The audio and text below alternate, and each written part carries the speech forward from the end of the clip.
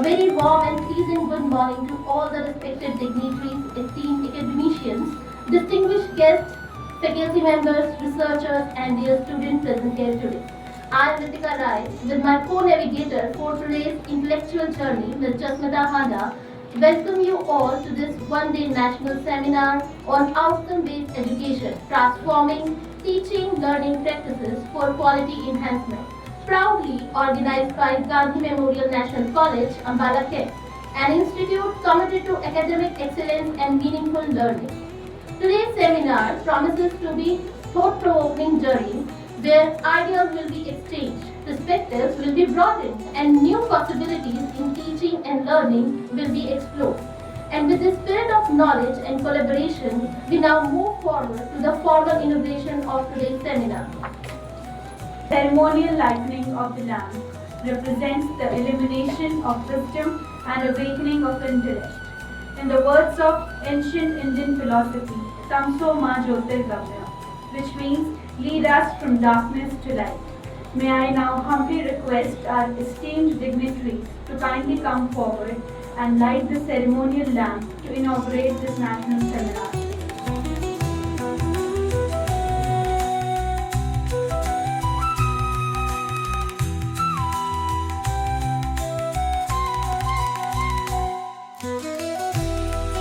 Great honor and privilege to extend a heartfelt welcome to all the distinguished dignitaries and participants gathered here on the auspicious occasion of one-day national seminar on outcome-based education transforming teaching learning practices for quality enhancement.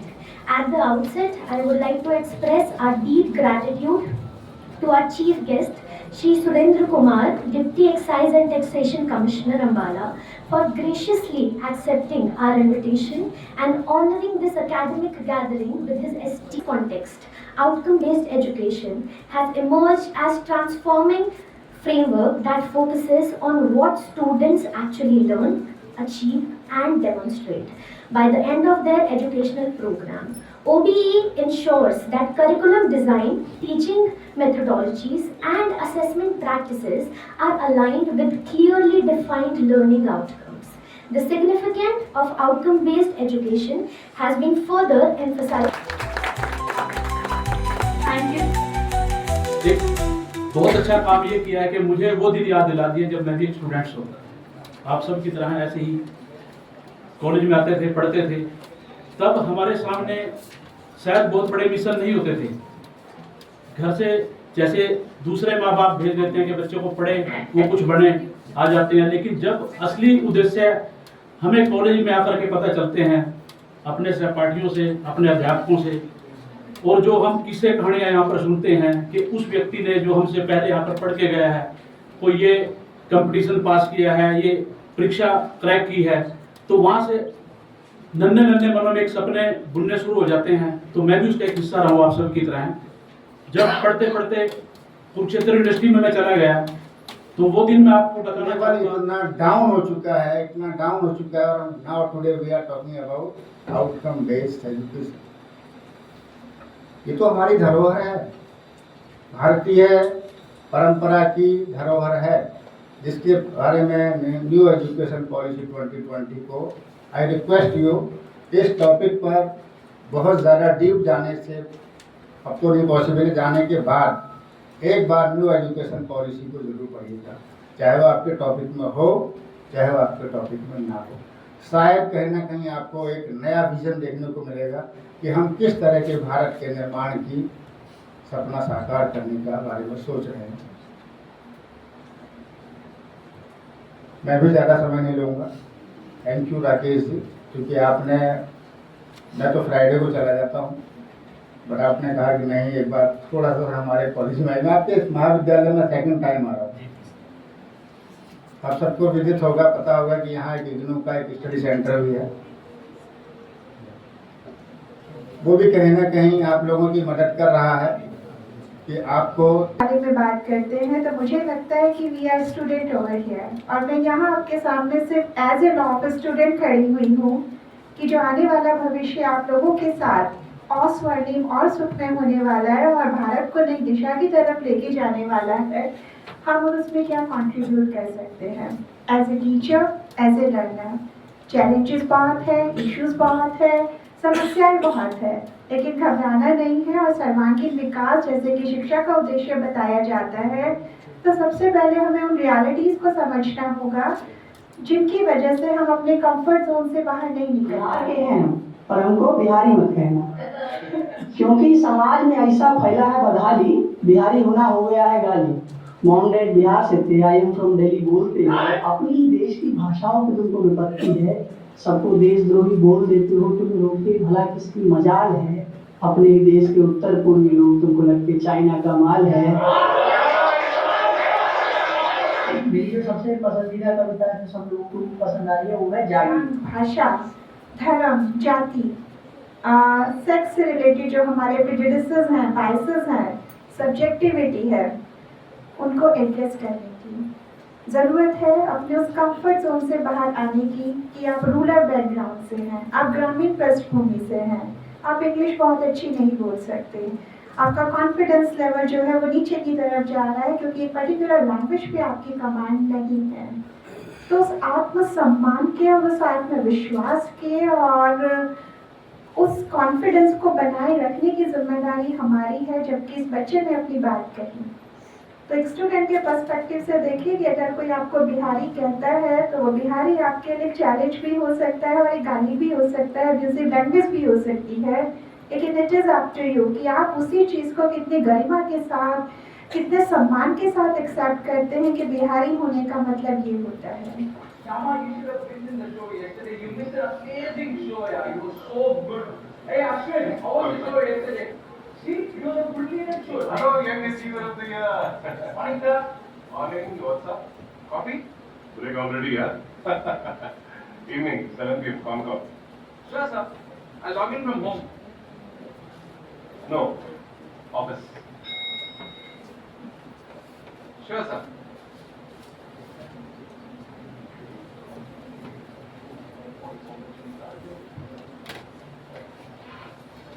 लगती है आपको कि आपको देश में शिक्षा नीति की आवश्यकता पड़ती है ये समझाने के लिए कि बच्चे को फ्यूचर में क्या करना चाहिए। ये बहुत बड़ा प्रश्न चिन्ह है।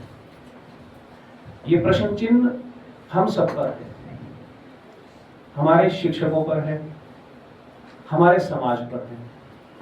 लेकिन हम लोगों में एक मेंटेलिटी है, भारतीय मेंटेलिटी मैं उसको कहता हूं, कि हम में से सबको ये पता है कि गलती सिर्फ तेरी नहीं है, और गलती तेरी ही नहीं है, बाकी गलती दूसरे की है। दूसरे में आस पड़ोस को बोलोगे तो वो प्रतिवाद करेगा, मेरी गलती नहीं है, तो फिर हमारे पास ले देके बसता है कौन? सरकार।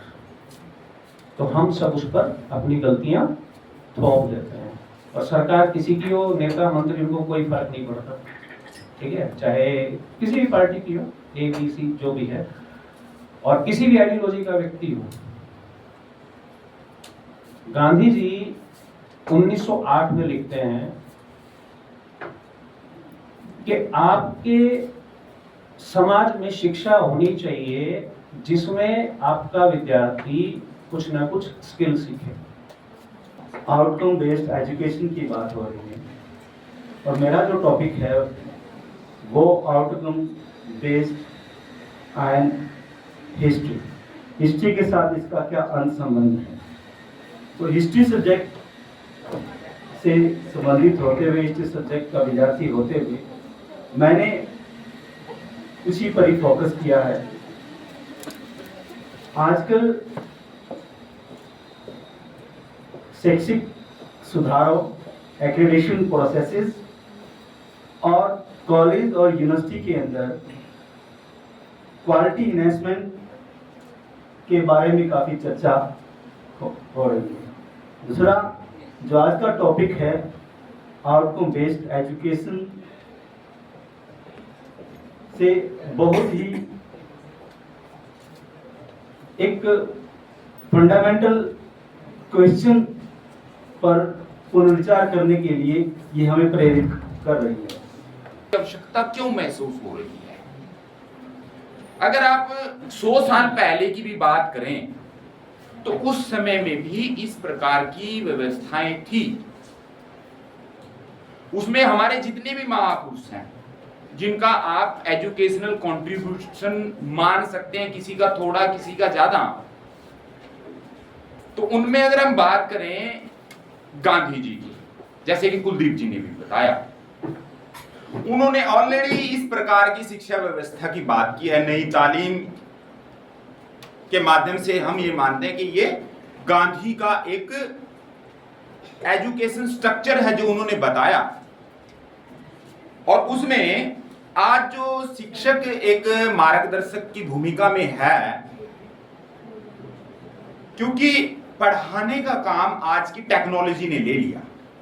जिसमें आपके पेपर्स चेक करते हैं, वो डिफरेंट चैट बोर्ड्स जो आ गए हैं, चैट बोर्ड पे वही मिलेगा जो हमने उसमें डाला हुआ है, और चैट बोर्ड से सही आंसर मिलने की संभावना बहुत ज्यादा है, लेकिन क्या आपको वो प्रॉम्प्ट पता है जिससे वो आंसर सही मिलेगा?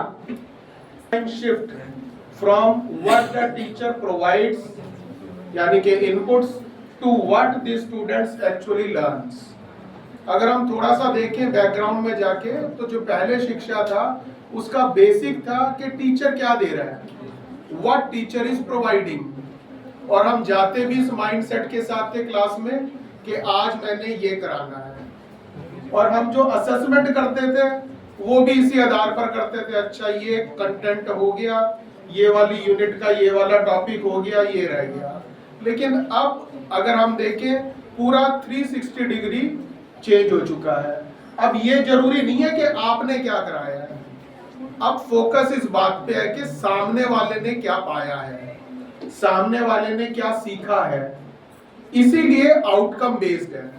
तो जो पैमाना इस बात को पहले देखता था कि टीचर क्या करा रहा है, क्लासरूम एनवायरनमेंट कैसा है, कितना डिसिप्लिन है क्लास के अंदर, कितना समय आप बोल रहे हैं, ये बिल्कुल एक तरफ से खत्म हो गया। अब कैसे मेजर किया जाएगा कि आपके आधे घंटे के इंटरेक्शन से या आपके 1 घंटे के उस क्लासरूम इंटरेक्शन में आपके द्वारा जितना कुछ भी एक्टिविटी, ट्रांजैक्शन ऑफ करिकुलम, जो कुछ भी आप वहां पर करा रहे हैं, how you are engaging the students और नॉट, इन सब का आउटकम क्या है।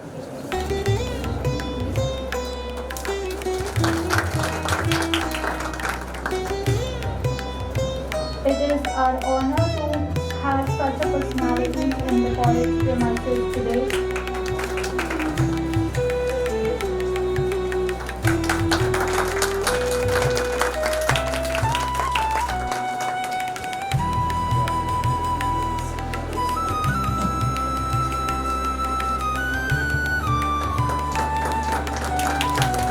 It is a valuable piece by all the researchers who have contributed their work for this seminar.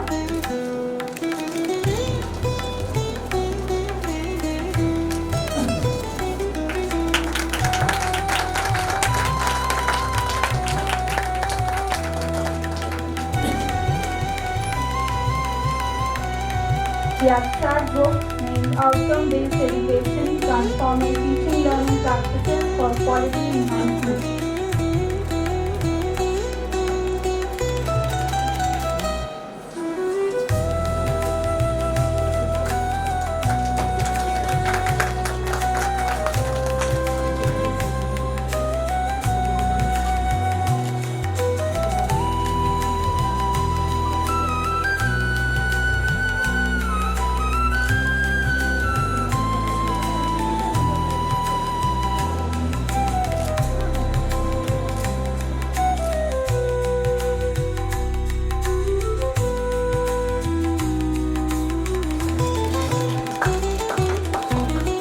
Thank you, sir, for your time and valuable input.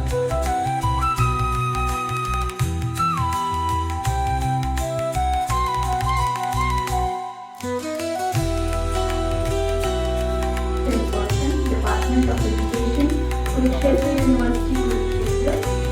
I would like to welcome our chief guest, Dr. Bhanu Pratap Singh, special guest, Professor Dr. Kuldeep Mehendiratta and Dr. Dharamveer for invited talk speakers, and Dr. Rupesh and Dr. Vakil Singh, resource persons, and in the end, Dr. Rajveer Singh, the guest of honor, for contributing their valuable insights to the seminar and devoting your time. I would also like to thank all the faculty members of Women College for spared their time to attend this seminar and our patient audience for listening. With this, I would like to request everyone to kindly stand up for the national anthem.